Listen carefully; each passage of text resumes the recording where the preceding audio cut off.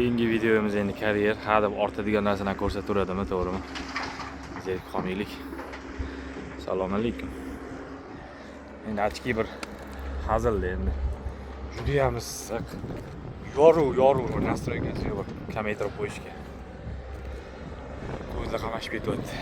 Qisqasi mana bunaqa ortish jarayoni ekskavator bilan nima ortishda oddiy turpoyga o'xshagan narsa deyishga mumkin. Qisqasi mana shunaqa narsamizni qo'yamiz.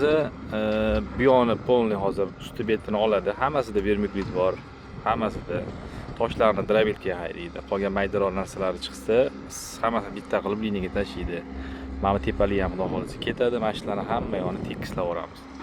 Olib bo'shatib, xudo xolisa keyin specialistdan chaqirsak, bular hammasiga teshiklarni teshib, shtirlarni hammasini qilib, xudo xolisa bu yerda endi portlash jarayonlari.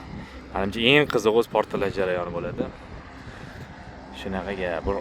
7-chisimi shunaqa bo'ladi portlash.